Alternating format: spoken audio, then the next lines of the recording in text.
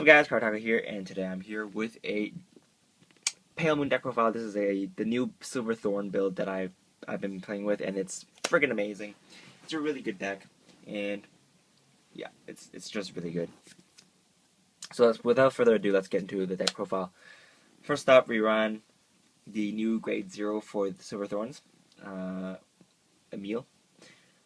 So her skill is put this card into soul and then look at up to 5 cards from your top of your deck, and then search for grade 1, 2, and 3 with Silver Thorn's name and put them into your soul, and then you shuffle your deck afterwards. And she is freaking amazing because she helps you thin your deck out for non-trigger units. I've been testing this card, and I used her effect 2 or 3 times in one game, and it just helps you thin out your deck so fast that by the end of early game, late game, or not late game, mid game, late game, your deck is pretty much down to most of your deck is triggers. Of course, you have to watch out if whether you deck out or not, but usually it's not. If you're playing the deck right, it's not much of a problem. So yeah, she's really good at thinning the deck. Make your deck almost all triggers, and yeah. So that's that. And then for grade 3s, I run for Silver Thorn, Dragon, Empress, Venus, Luquier. She is obviously the new ace for the deck, and she is really good because she her limit break effect is Counterblast 2, Soul Charge 2, and then you can call units from your soul up to grade 6. But by that, it means you can, if it adds up to grade 6, you can call them up to your soul. So you can call two grade 2s, 2 grade 1s, and then 1 grade 0, or you can put 1 grade 3, 2 grade 1s, and then 1 grade 3 and then 3 grade 1s, or you can do 1 grade 3, 1 grade 2, 1 grade 1, and then 1 grade 0. Actually, as many grade 0s as you want because they don't count. So, yeah, it's pretty good. And her second effect is that if Silver Thorn, Dragon Tamer, Luquier is in your soul, she gets plus 3k, or plus 2k, because she's a cross ride. And she is really good because you pretty much don't need to call any rear guards out in this deck from your hand, since with this card, you pretty much get all your rear guards into your soul. So this is a really toolbox heavy deck. I call it Silver Thorn toolbox or Luquier toolbox because pretty much you rarely need to call units out from your hand. That's how good this deck is. It sounds pretty amazing, I know. It is pretty amazing. So there's that. Next, I'm going to run 3 Silver Thorn, Dragon Tamer, Luquier. 3 might be too much, actually. I actually tried running 2, but I didn't get it enough when I ran 2, so I'm just keeping it at 3 for now. Before, my lineup was 4 Venus, 2 normal her, and then 2 reverse. But, you know, riding into reverse is not nearly as good as riding into her because she is just freaking amazing. For obvious reasons. I mean, she doesn't get the power that you can get from the reverses, but it's fine because you have that new upright line card, which is pretty good. And for her effect, it's Limit Break 4, call Counterblast 3, which is not that good, and then call 1 grade 2. 1 grade 0, 3, 2, and 1 from your soul to your rear guard circles.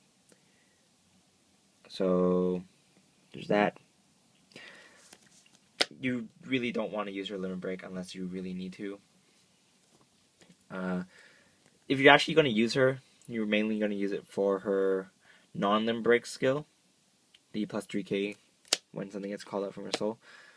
Normally you don't use it at all. But if you're unlucky enough to not ride into Luquier reverse or Silver Thorn, Venus Luquier, then that's too bad. I guess you're gonna have to use your crappy 10k Vanguard. Not really crappy, but it's just not as good as the other Vanguards. So next, I run the Luquier, the reverse Luquier. Skill is kind of last one, lock one, Luquier Vanguard, or Luquier, Silver Thorn, Vanguard, rear guard, jeez.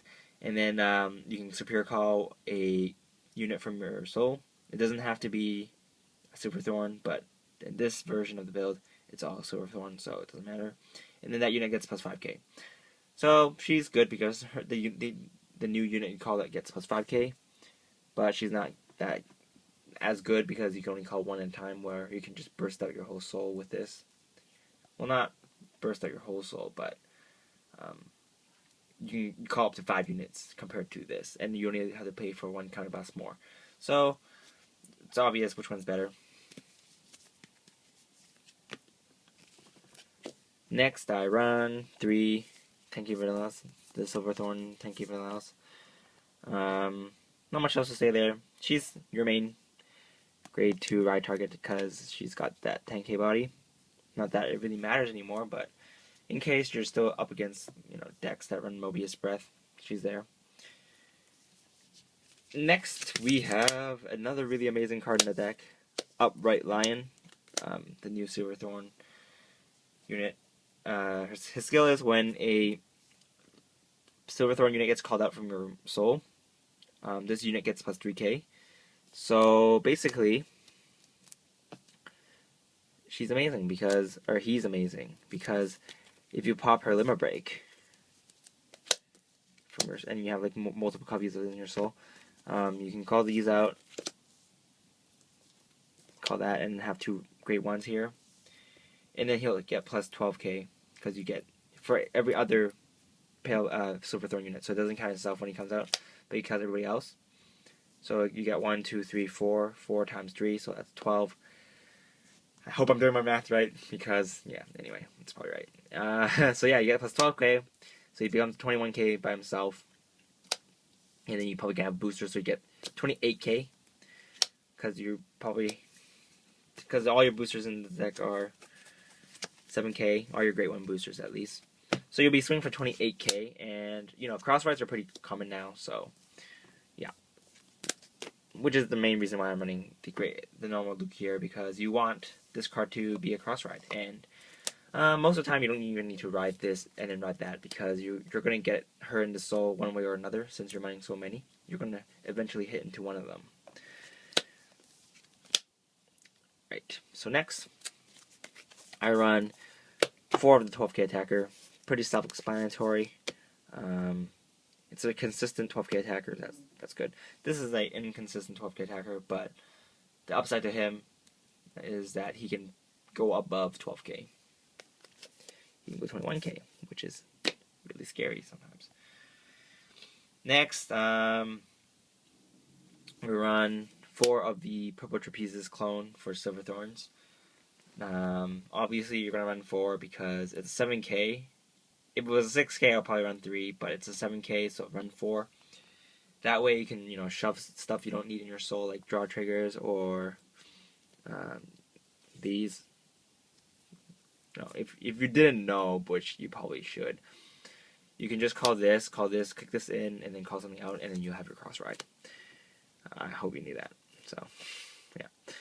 There's that. And then next, we have the Kinky Grade 1 unit for Silver Thorns. When this gets called in Vanguard or when this card is called or written, you can look at the top 2 cards of your deck and then put a Silver Thorn unit into your soul. So basically, this card also helps you thin out your deck. Yeah, pretty self-explanatory, and her art is pretty cool. So I run 3 of that. Next, I run 3 of the pressure cards. When this card boosts and hits, you can counterblast 1 to call a Silver Thorn unit from your soul, and at the end of the turn it goes back into your soul. So another cool trick you can do, a trick that I do with my opponent is, if I have this in soul but not in my hand, and I have this in my hand, if I have this in my hand, you can just put this here, and then attack, and then if you hit, you can counterblast 1, actually just attack, kill off a rear guard or something first, and then if you hit, you can counterblast 1, call this out, kick this in, and then call another unit out, and then you'll have a fresh column to attack with, and you're cross right now. So you can do some pretty amazing things with this deck.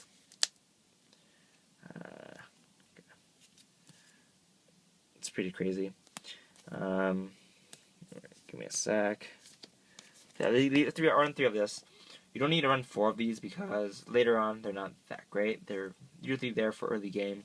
After you shove this into your soul, you have a nice 7k boosting your Vanguard that has a pretty good effect.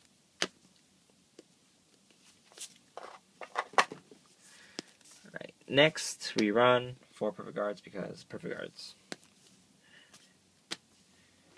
4 crits, JK 8 crits, 4 draws, and 4 heals. So basically, draws are draws, but the good thing about the draws in this deck is that you can always swap them for powerful cards. For example, if you call out a draw trigger, call this, kick this in, pull out a 12k attacker, or pull out a 12k attacker. It's pretty good. Or a 7k booster, you know, lots of stuff you can do. But anyway, this deck is, it's pretty good. I'm actually considering running more of these because sometimes she gets killed off and then I get really sad. But normally, if you're playing against a deck that can kill off stuff, you're probably just going to shove it in your Vanguard like first turn or something. Because you really don't want her to die. You want to keep her alive so you can abuse her effect later on by, constantly calling her out and then shoving her back in and then keep on thinning her down. So yeah, that's the main thing I have to say about this deck. You can compress your deck into pretty much all triggers, at least 50% triggers, and then win from there. So yeah, this is pretty much it for today, guys. This is Cardfight, and I will see you guys later. I'll be doing a Drag Ruler deck profile next. I've been playtesting with it, and it's been pretty fun. It's pretty good. I'll talk about some other stuff I'll talk about some other stuff about that deck next time. So this is Cardfight, and I'll see you guys later. Bye.